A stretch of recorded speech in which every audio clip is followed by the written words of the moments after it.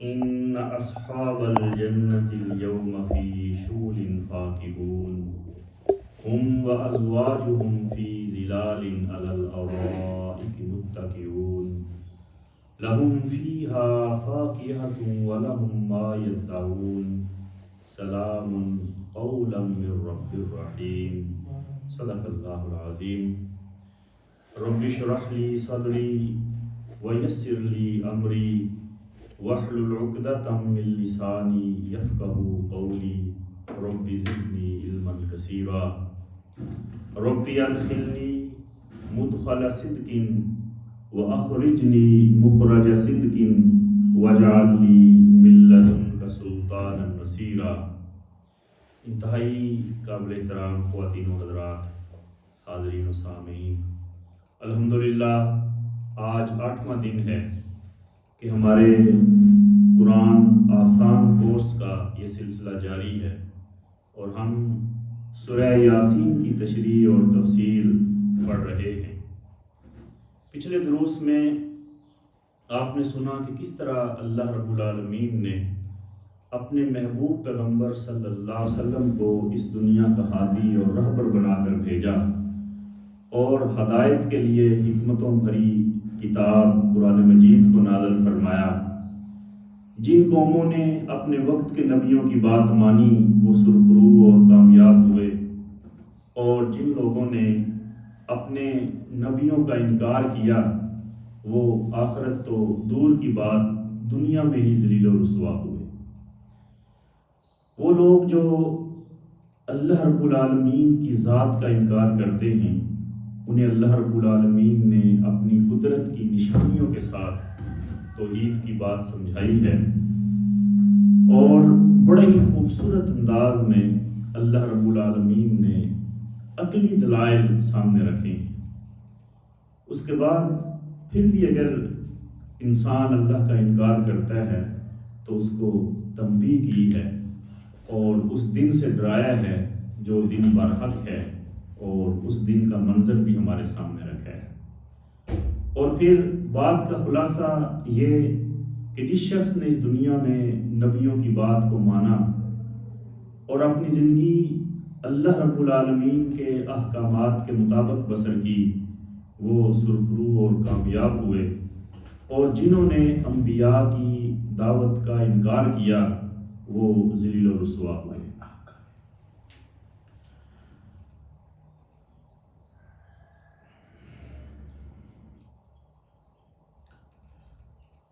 اس کے بعد جو انجام اور نتیجہ ہے وہ دونوں کا الگ الگ ہے،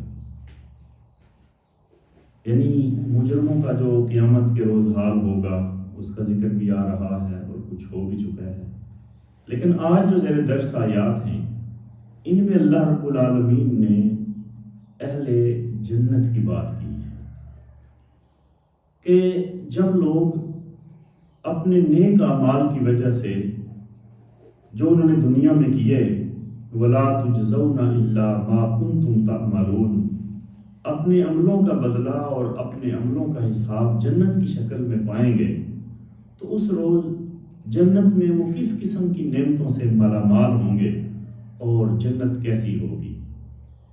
ایک مختصر چھوٹا سا اشارہ اللہ رب العالمین نے یہاں جنت کی نعمتوں کی طرف کیا ہے۔ فرمایا اعوذ باللہ من الشیطان الرجیم بسم اللہ الرحمن الرحیم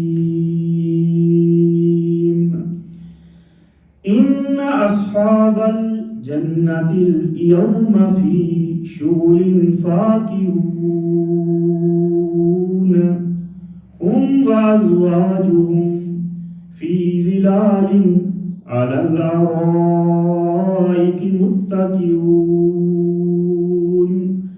لهم فيها فاكهة ولهم ما يدعون سلام قولا من رب رحیم۔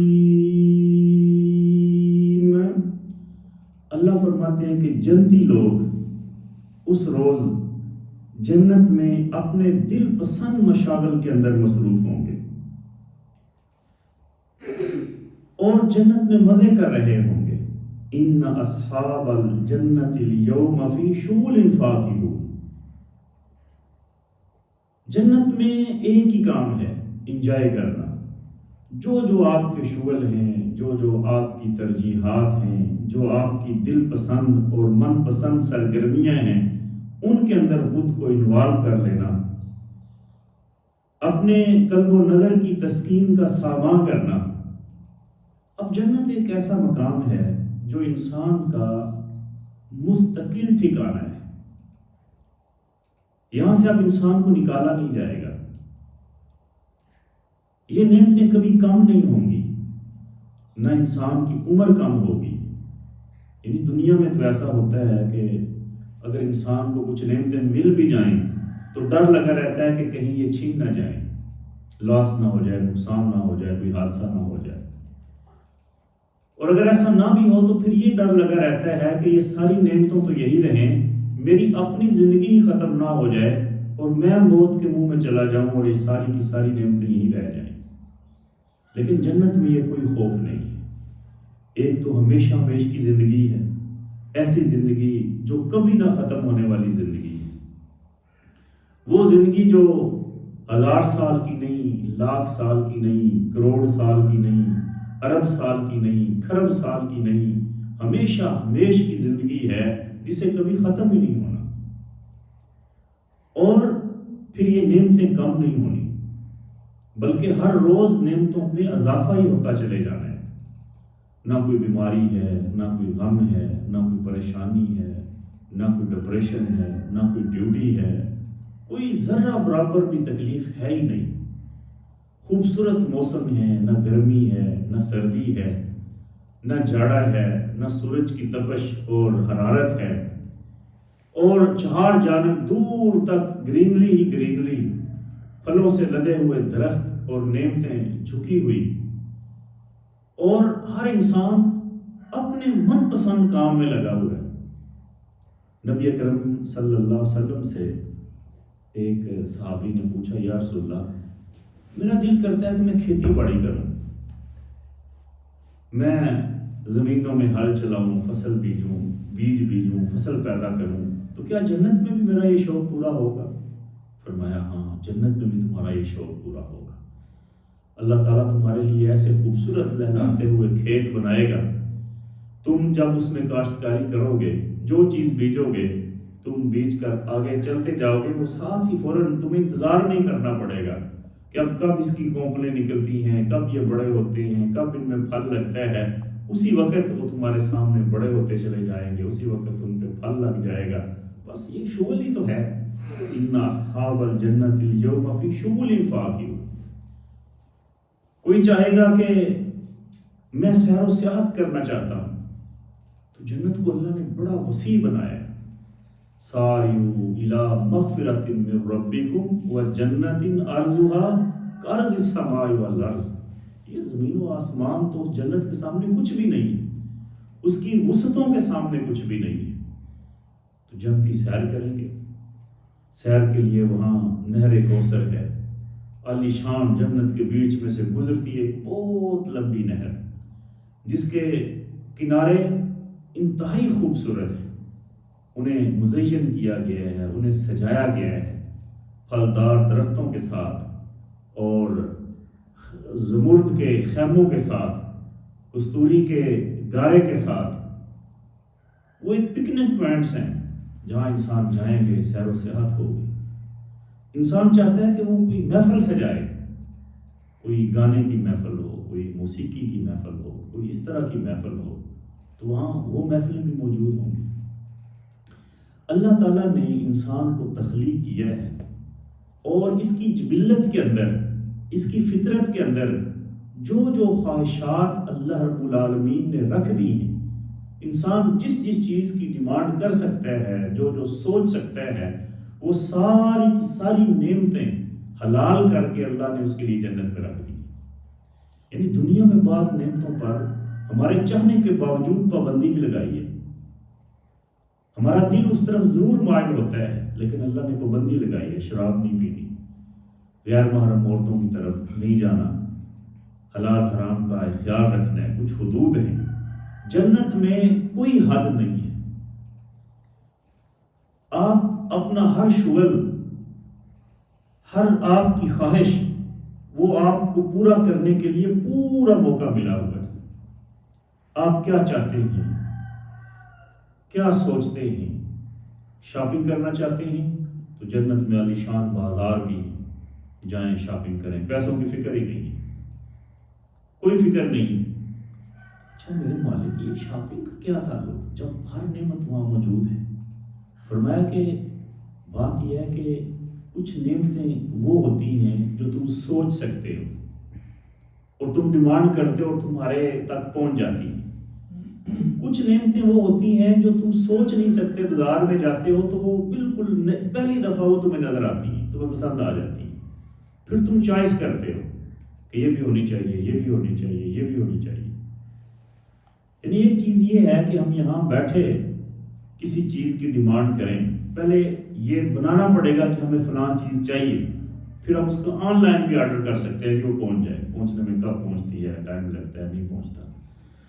اگر آپ خود ہی کسی بڑے بازار میں چلے جائیں جہاں بڑے بڑے شاپنگ مال ہو تو وہاں کئی قسم کی الگ الگ چیزیں پڑی ہوں گی. آپ اپنی پسند کی چیزیں اٹھاتے جائیں، خریدتے جائیں. انسان کی خواہش ہے، پیسوں کی فکر نہیں کہ بل بھی دینا ہے کہ نہیں دینا، بس آپ لیتے جائیں. کیا چاہیے آپ؟ روایات میں آتا ہے کہ جب اہل جنت اس طرح بازاروں میں جائیں گے، شاپنگ کر کے گھر واپس آئیں گے تو ان کی بیویاں ان کو دیکھ کر حیران ہوں گی اور کہیں گی کہ تم تو پہلے سے بھی زیادہ خوبصورت اور زیادہ حسین ہو گئے ہو. اور وہ ان سے کہیں گے کہ جب ہم گھر سے باہر گئے تھے تو اب جب واپس آئے ہیں تو تم بھی پہلے سے زیادہ خوبصورت اور زیادہ حسین ہو گئی ہو. تو یہ خوبصورت ازدواجی زندگی ہے جس کے بارے میں پھر اللہ رب العالمین فرماتے ہیں ہم و ازواجہم، وہ اور ان کی بیویاں، فی ظلال علی الارائک متکئون، گھنے سایوں میں تختوں پر تکیے لگائے بیٹھے ہوں. انسان کی زندگی مکمل ہی تب ہوتی ہے جب وہ ایک ازدواجی رشتے میں آتا ہے. اور یہاں ازواجہم جمع کا صیغہ استعمال کیا، یہ نہیں کہا وہ اور ان کی بیویاں، یعنی ایک سے زائد ہوں گی. وہاں کوئی معاشی بوجھ تو ہے نہیں آپ پر کہ آپ نے کما کے لانا ہے اور ان کو کھلانا ہے.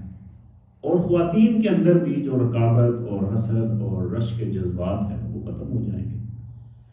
اللہ رب العالمین دنیا کی یہ بیویاں اگر نیک ہوں گی تو اللہ رب العالمین جنت میں بھی ان کا آپ کو ساتھی بنا دے گا.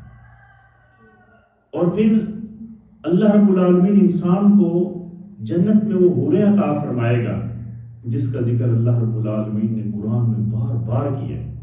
ان کے حسن کی بات بھی کی ہے، اللہ رب العالمین نے ان کی نزاکت کی بات بھی کی ہے، ان کی پاکیزگی کی بات بھی کی ہے. اللہ رب العالمین نے ان کی شان اور عظمت کی بات بھی کی ہے. لیکن یہ ساری کی ساری حوریں دراصل ان کی مالکن جو ہوگی وہ خاتون ہوگی جو دنیا کی عورت ہوگی. ایک روایت میں آتا ہے کہ ایک صحابی نے پوچھا یا رسول اللہ جنت میں کون زیادہ افضل ہوگا، یہ دنیا کی عورت یا جنت کی حوریں؟ تو آپ نے فرمایا دنیا کی عورت زیادہ افضل ہوگی. یا رسول اللہ وہ کیوں؟ وہ تو جنت میں ہے اور یہ دنیا میں تو یہ افضل کیسے ہوئی؟ کہا اپنے روزوں کی وجہ سے، اپنی نمازوں کی وجہ سے، اپنی عبادات کی وجہ سے. جنت کی حوریں کیسے افضل ہو سکتی ہیں جب کہ انہوں نے تو روزے ہی نہیں رکھے، انہوں نے تو عبادات ہی نہیں کی، انہوں نے تو نمازیں ہی نہیں پڑھی. اس لیے جو ان کا مقام اور ان کا درجہ ہے وہ اس روز بہت بلند ہوگا. اور جنت میں خوبصورت ترین ازدواجی زندگی ہوگی. فکر ہی کوئی نہیں، کوئی سٹریس نہیں ہے، کوئی ٹینشن نہیں ہے، کوئی غم نہیں ہے. ہم وازواجہم فی ظلال علی الارائک متکئون، وہ اور ان کی بیویاں گھنے سایوں میں تکیے لگائے مسندوں پر مزے سے بیٹھے انجوائے کر رہے.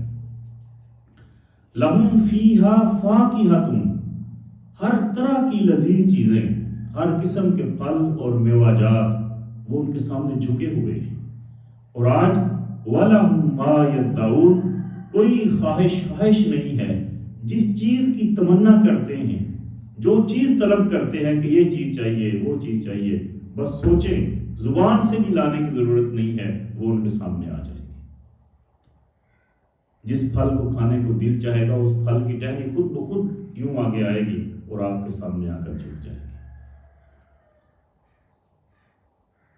انسان کیا سوچ سکتا ہے؟ یعنی آج بھی ہم دنیا میں دیکھتے ہیں کہ یہ چیزیں کمپیوٹرائز بنا دی گئی ہیں. اے آئی سے ایسی پروگرامنگ کی گئی ہے کہ انسان جو دیکھتا ہے اس کے سامنے اسکرین پر وہ ہر چیزیں اس طریقے سے وہ بنائی جاتی ہیں. لیکن جنت میں یہ حقیقت ہوگی. کیا چاہیے آپ؟ ایسے پھل وہ ہوں گے تو دنیا کے پھلوں سے ملتے جلتے، لیکن ان کا ذائقہ اور ان کا ٹیسٹ کوئی ان کا تصور بھی نہیں کر سکتا ہے. جنت کی یہ خوبصورت اور ہمیشہ رہنے والی زندگی جس میں کوئی غم اور پریشانی نہیں ہے. اب قرآن مجید میں بار بار اللہ رب العالمین نے جنت کی نعمتوں کا ذکر کیا ہے. سورہ واقعہ میں، سورہ زمر میں بے شمار.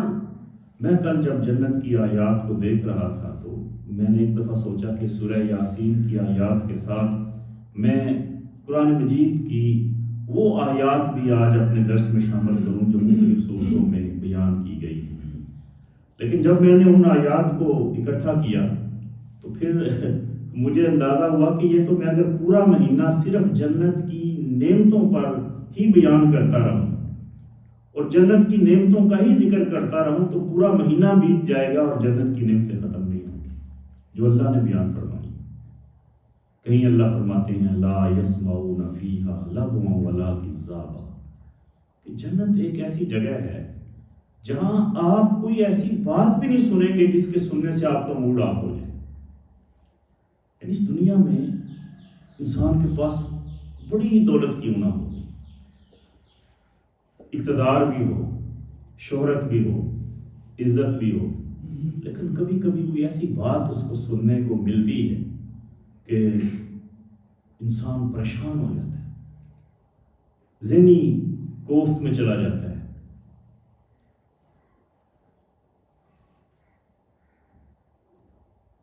حیران اس نے میرے ساتھ یہ بات کیوں کر دی، کیوں کہہ دی. اب دیکھیں نا ہمارے یہ مختلف سیاستدان ہیں، ان کے اوپر جب ووٹنگ ہوتی ہے میڈیا کے لوگ تنقید کرتے ہیں یا ان کے خلاف نعرے لگتے ہیں. کبھی اسمبلیوں میں ان کے خلاف نعرے لگتے ہیں، کبھی جلسوں میں ان کے خلاف نعرے لگتے ہیں. اس وقت ان کی حالت دیکھنے والی ہوتی ہے. ان کی جو اندر کی کیفیت ہوتی ہے وہ سارا مزہ کرکرا ہو جاتا ہے. وزارت اعلیٰ کا، وزارت عظمیٰ کا، مختلف وزارتوں کا سارا پروٹوکول جو وہ باہر سے بنا کے آتے ہیں، جب ان کے خلاف آگے نعرے لگتے ہیں یا لوگ ان کے منہ پہ تھپڑ مار دیتے ہیں یا کوئی جوتا دکھا دیتا ہے یا اخبار میں وہ اپنے خلاف کوئی اس طرح کی سرخی دیکھ لیتے ہیں یا سوشل میڈیا پہ آ کے کوئی شخص ان کو گالیاں دے دیتا ہے اس طریقے سے، جب وہ کلپس دیکھتے ہیں تو ان کی جتنی ان کی خوشیاں ہوتی ہیں الیکشن جیتنے کی، وزارتیں ملنے کی، وہ سارے کا سارا مزہ کرکرا ہو جاتا ہے. جتنی بھی انسان کے پاس نعمتیں ہوں، بسا اوقات اس کی اپنی اولاد میں سے، اس کے اپنے بھائیوں میں سے، اس کی اپنی فیملی میں سے کچھ لوگ اس طرح کی بات کر دیتے ہیں کہ وہ بات سنتے ہی انسان کا موڈ آف ہو جاتا ہے، انسان پریشان ہو جاتا ہے کہ وہ یہ اس نے کیا کہہ دیا. جنت میں آپ کوئی ایسی بات نہیں سنیں گے جس سے ذرا برابر بھی ڈپریشن ہو. جنت میں کوئی بیماری نہیں ہے، ہمیشہ صحت مند. جنت میں کوئی بڑھاپا نہیں ہے، جوانی میں رہیں گے. جنت میں کوئی غم اور دکھ نہیں ہے اور جنت میں کوئی جدائی نہیں ہے. میں کہوں کہ جنت میں کوئی خواہش ہی ایسی نہیں ہے جو انسان پوری نہ کر سکے. سوچے اور موجود. یہ جنت کس کے لیے؟ ان لوگوں کے لیے جنہوں نے دنیا میں نیک اعمال کیے، جنہوں نے اپنے اللہ کو راضی کر لیا. آج جنت کی یہ ساری نعمتیں اللہ رب العالمین نے ان کے لیے رکھ دی ہیں، اور جنتی لوگ آج جنت میں انجوائے کرنے میں اور مزے کرنے میں مشغول ہیں. پھر جنت کے کئی مقام ہیں. کبھی ارم کی بات ہوئی، کبھی جنت المأویٰ کی بات ہوئی، کبھی جنت الفردوس کی بات ہوئی، کہ اللہ رب العالمین نے مقام رکھے اور عزت اتنی کہ جب اپنی فیملی کے ساتھ جائیں گے تو فرشتے دربانوں کی طرح صف بنا کر کھڑے ہوں گے اور انہیں سلام کر رہے ہوں، اور ایک ایک جنتی کی اتنی اتنی جاگیر ہے جنت میں، اس کی اتنی اتنی پراپرٹی ہے کہ فرمایا کہ جو آخری بندہ رہ جائے گا نا جنت میں جانے کے لیے، جس کو اللہ رب العالمین اس کے گناہوں کے سبب وہ پریشان رہے گا کہ پتہ نہیں مجھے جنت ملتی بھی ہے کہ نہیں ملتی، یہاں تک کہ اسے جہنم میں ڈال دیا جائے گا، پھر جب اس کے گناہوں کا کفارہ وہ جہنم میں عذاب کی صورت میں پورا کر لے گا، پھر اس کو جہنم سے نکالا جائے گا اور اسے کہا جائے گا کہ اب تو آخری بندہ ہے جنت میں جانے والا، جا جنت میں چلا جا، اور پھر اسے پوچھا جائے گا کہ جنت میں تمہیں کتنی جگہ چاہیے، سب سے کم جگہ تجھے ملے گی، وہ کہتا ہے میرے مالک تو نے دوزخ سے نکال دیا، اب جنت میں مجھے کوئی ایک مکان بھی مل گیا تو میرے لیے کافی ہے۔ اللہ کہے گا نہیں، تیرے لیے اتنی جگہ جتنی ایک بادشاہ کی بادشاہت ہوتی ہے، یعنی ایک پوری ریاست اور ایک پورے ملک جتنی جنت صرف اکیلے تیرے کی۔ وہ خوش ہو جائے گا، یا اللہ اتنی بڑی جنت، پر میں نہیں، اس سے 7 گنا بڑی، اس سے 7 گنا زیادہ اس آخری جنتی کو جنت میں پراپرٹی ملے گی۔ آج لوگ یہاں 2 مرلے کے لیے مر رہے ہیں، چند کنالوں کے لیے جانے دے رہے ہیں، اس عارضی زندگی میں انسان تھوڑی سی دولت میں ہوس اور ہرس میں مبتلا ہو کر جنت کی ان نعمتوں سے محروم ہو رہا ہے جو اللہ رب العالمین نے بنائی ہے۔ اس موقع پر میں ایک اور بات جس کی طرف اکثر میں ذکر کرتا ہوں وہ بھی آپ کے سامنے بیان کروں کہ یہ جو جنت ہے نا، یہ اللہ نے پہلے دن سے انسان کے لیے بنائی تھی۔ جب اللہ رب العالمین نے چاہا، اللہ فرماتے ہیں کہ میں ایک پوشیدہ خزانہ تھا اور میں نے چاہا کہ میں پہچانا جاؤں، تو میں نے اپنا نائب اور اپنا خلیفہ بنانے کا فیصلہ کیا، اور میں نے نیابت کے طور پر اپنی مخلوقات میں سے سب سے اشرف مخلوق انسان کو بنایا، اپنے ہاتھوں سے بنایا۔ باقی جتنی مخلوقات بنائی ہاتھوں سے نہیں بنائی، فرمایا کن، بن جاؤ، ہو جاؤ، فیکون، وہ بن گئی۔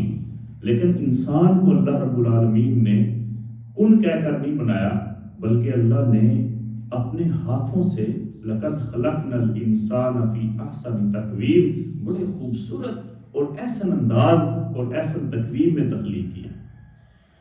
پھر اللہ نے انسان کو عزت دی، وَلَقَدْ كَرَّمْنَا بَنِي آدَمَ، پھر اللہ نے انسان کو علم دیا، وَعَلَّمَهَا آدَمَ الْأَسْمَاءَ، پھر اللہ نے انسان کو بلند عزت دی، اپنے فرشتوں سے کہا کہ انسان کے آگے سجدہ ریز ہو جاؤ، اور وہ فرشتے جنہوں نے اللہ کے سوا کبھی کسی کے سامنے جھکنے کا تصور بھی نہیں کیا تھا، آج وہ انسان کے سامنے سجدہ ریز ہو۔ اب اللہ نے اپنا نائب اور خلیفہ تو بنایا، اب اس کی رہائش کے لیے پھر اللہ نے اپنی شان کے مطابق انتظام کیا، جنت بنائی، اور انسان سے آدم سے کہا یا آدم اسکن انت وزوجک الجنہ، آدم تم اور تمہاری بیوی جاؤ عرب جنت میں جا کر۔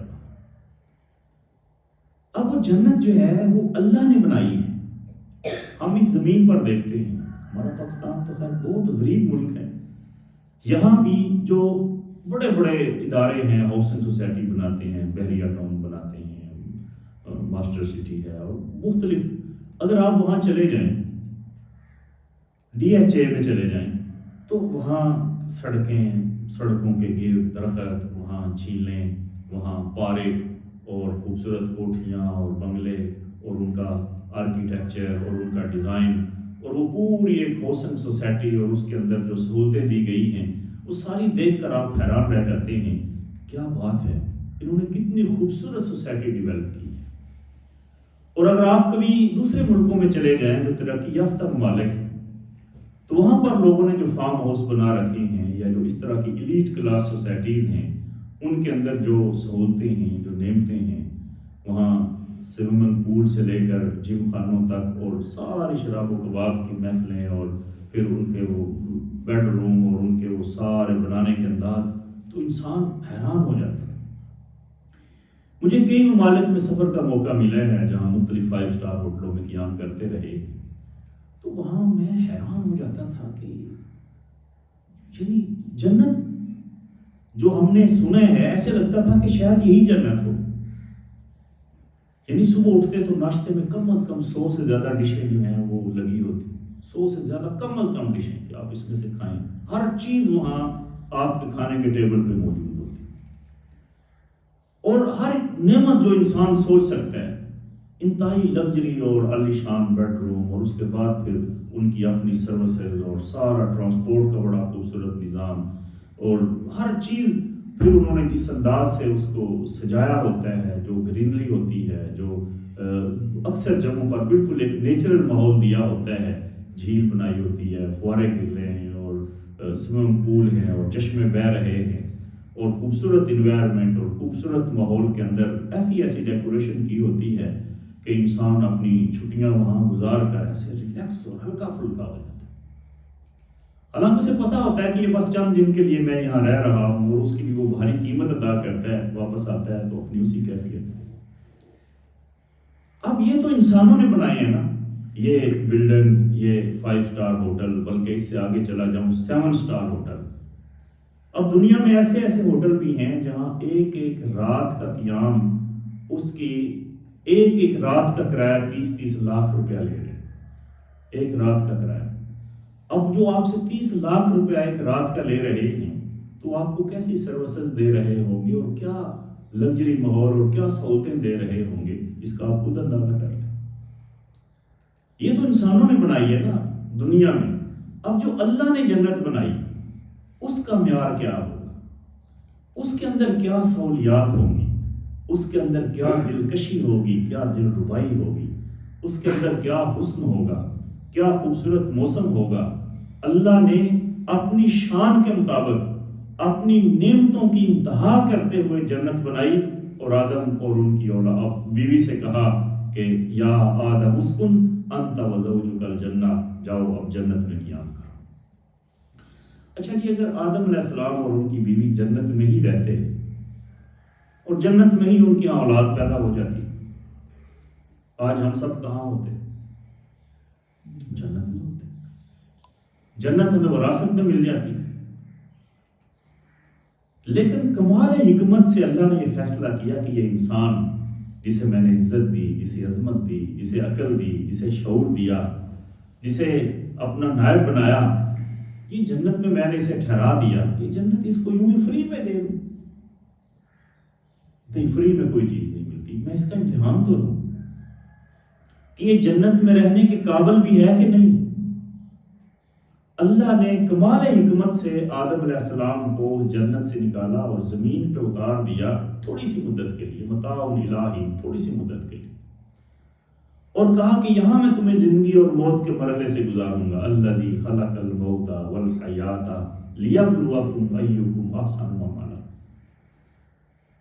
صرف زندگی اور موت کے مرحلے سے اس لیے گزاروں گا کہ میں دیکھوں تمہیں نیک عمل کون کرتا ہے, اپنے آپ کو اور اپنے رب کو کون پہچانتا ہے, اپنی زندگی کے مقصد کو کون پہچانتا ہے. اگر تم نے اپنے آپ کو اور اپنی زندگی کے مقصد کو پہچان لیا, اولئک هم الوارثون, تو تم وارث ہو. وارث کس چیز کے وارث؟ الذین یرثون الفردوس, تم اس جنت الفردوس کے وارث. یہ تمہیں وراثت میں, تمہاری وراثت ہے. ہم فیہا خالدون, ہمیشہ اس میں رہو گے, لیکن میرٹ کی بنیاد پر. میں نے کل بھی یہ بات عرض کی تھی کہ دنیا میں جو دولت کی تقسیم ہے یہ میرٹ کی بنیاد پر نہیں ہے, یہ امتحان کی بنیاد پر ہے. دنیا میں جتنی نعمتیں دی جاتی ہیں یا جتنی نعمتیں لی جاتی ہیں, یہ کوئی میرٹ نہیں ہے, یہ انصاف کی بنیاد پر نہیں ہے, یہ صرف اور صرف آزمائش اور امتحان کی بنیاد پر ہے. لیکن جنت وہ میرٹ پر ملے گی, وہ انصاف پر ملے گی. جس نے جتنے اعمال کیے ہوں گے اس کو اتنی اچھی ملے گی, اس کو اتنی زیادہ نعمتیں ملیں گی. اب اہل جنت میں مزے کر رہے ہیں. یہ ہے اصل زندگی, اور یہ ہے ہمیشہ ہمیش کی زندگی, نعمتوں سے معمور زندگی. اس زندگی کی طرف اللہ رب العالمین اشارہ فرما رہے ہیں کہ اے لوگو, اگر نیک عمل کر لو گے اور اپنے اللہ کو راضی کر لو گے تو تو یہ عظیم و شان جنت یہ تمہیں وراثت میں مل جائے گی، یہ جنت تمہاری ہے۔ اچھا، جنت کی اور بڑی نعمتیں اگر میں ان کو گننا شروع کروں تو یہ ایک موضوع ہی اتنا طویل ہو جائے کہ اسی میں ہی سارے درس چلے جائیں، لیکن جنت کی نعمتوں میں سب سے بڑی نعمت کا ذکر کرنا چاہتا ہوں جو اللہ رب العالمین نے سورہ یاسین میں یہاں بیان فرمایا سلام قولا من رب الرحیم، کہ جنت میں اہل جنت کا مقام یہ بھی ہوگا کہ انہیں رب رحیم کی طرف سے سلام کہا جائے گا۔ اچھا، انسانوں کی مختلف پسند ہے، جیسے اللہ نے شروع میں کہا ان اصحاب الجنت اليوم فی شغل فاکہون، ہر انسان اپنی پسند اور اپنے شغل کے کاموں میں مصروف ہوگا۔ اب جنت میں بھی کئی لوگ ایسے ہوں گے جن کو جنت کی ان ساری نعمتوں سے، ان حور و قصور سے، اس کھانے پینے سے، اس خوبصورت موسم اور گرینری سے، ان بلند و بالا خانوں سے، عالیشان محلات سے، زمرد کے خیموں سے، دودھ اور شراب اور شہد کی نہروں سے کوئی سروکار نہیں ہوگا۔ وہ وہاں بھی بے چین ہوں گے اور وہ وہاں بھی تڑپ رہے ہوں گے اور وہ کہیں گے کہ یہ جنت رہے زاہدوں کو مبارک، میں تو بس آپ کا سامنا چاہتا ہوں، یا اللہ میں اس جنت میں آیا ہوں، مجھے تو اپنا دیدار کروا دے، میں تو تیرے دیدار کے لیے تڑپ رہا ہوں، میں تو تیری دید کے لیے تڑپ رہا ہوں۔ انہیں جنت بھی اس لیے اچھی لگے گی کہ جنت میں اللہ کی زیارت ہوگی، جنت میں اللہ کی ان کے خالق اور مالک کی دید ہوگی، جنت انہیں اس لیے اچھی لگے گی کہ جنت میں نبی کائنات صلی اللہ علیہ وسلم کی سنگت اور نبی کائنات صلی اللہ علیہ وسلم کا ساتھ ہوگا۔ جنت انہیں اس لیے اچھی لگے گی کہ جنت میں وہ نبیوں کے ساتھ ہوں گے، وہ صالحین کے ساتھ ہوں گے، وہ اللہ کے ولیوں کے ساتھ ہوں گے، وہ صدیقین اور شہداء کے ساتھ ہوں گے اور وہ اپنے رب کا دیدار کریں گے۔ صحابہ نے پوچھا یا رسول اللہ کیا اللہ تعالیٰ کو انسان اپنے سامنے دیکھیں گے؟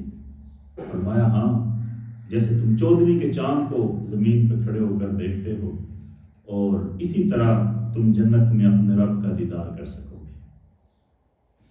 اور پھر ایک روایت میں آتا ہے کہ اللہ رب العالمین اہل جنت کے لیے ایک خوبصورت سی محفل سجائیں گے، جیسے کرسیاں لگی ہوئی ہیں، نشستیں لگی ہوئی ہیں، ہر نشست پہ جنتیوں کا نام لکھا ہوا ہے، سٹیج لگا ہوا ہے، سٹیج پر اللہ کے محبوب پیغمبر صلی اللہ علیہ وسلم بیٹھے ہیں، دیگر انبیاء بیٹھے ہیں، فرشتے موجود ہیں، اور اہل جنت آ رہے ہیں اور اپنی اپنی نشستوں پہ بیٹھ رہے ہیں۔ اور پھر اللہ رب العالمین اپنی ذات کا جلوہ انہیں وہاں دکھائیں گے، اللہ تعالیٰ ان کے سامنے آ جائیں اپنے حقیقی اور اپنے ظاہری جسم کے ساتھ سامنے آ جائیں گے، اور اہل جنت جب اپنے اللہ کو دیکھیں گے وہ اللہ کے حسن و جمال میں یوں گم ہو جائیں گے کہ دیکھتے ہی رہ جائیں گے، اللہ کے دید کی نظارہ کریں گے تو ہوش کھو بیٹھیں گے۔ اللہ اپنے بندوں کو سلام کہے گا، سلام قولا من رب الرحیم، اور جنتیوں سے پوچھے گا کیسی لگی میری جنت؟ کہیں گے یا اللہ بہت اچھی، کسی نعمت کی کمی نہیں ہے، ہر نعمت یہاں موجود ہے، جو سوچ سکتے تھے اور جو نہیں سوچ سکتے تھے وہ بھی یہاں موجود ہے، لیکن میرے مالک اب تجھے دیکھ لینے کے بعد تو جنت میں بھی دل نہیں لگے، اب تو ایک ہی دل کرتا ہے کہ بس تمہیں دیکھتے رہیں، تیری دید کا نظارہ کرتے رہیں۔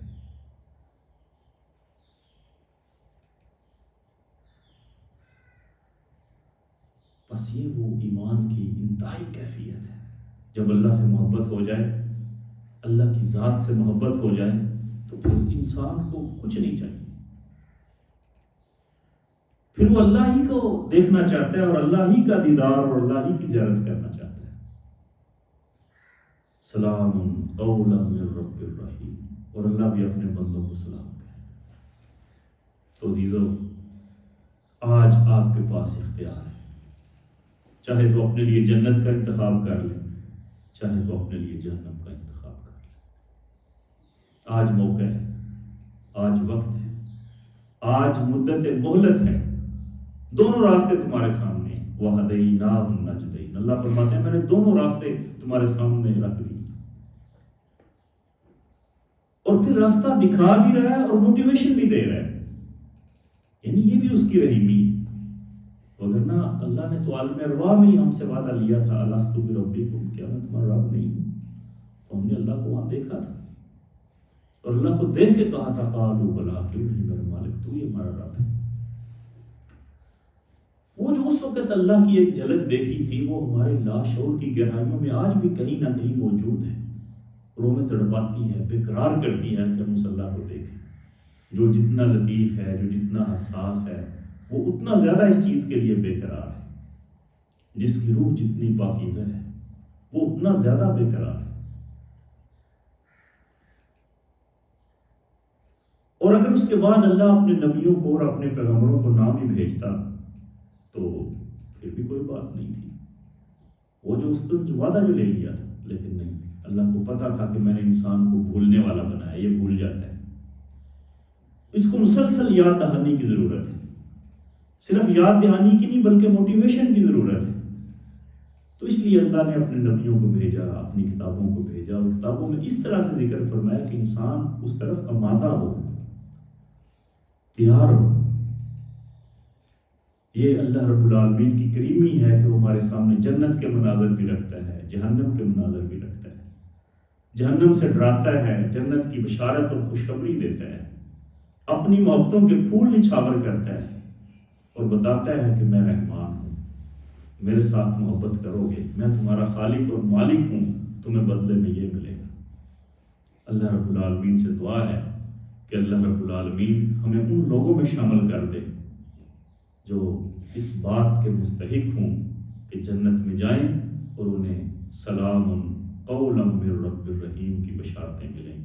وآخر دعوانا ان الحمد للہ رب العالمین۔ دعا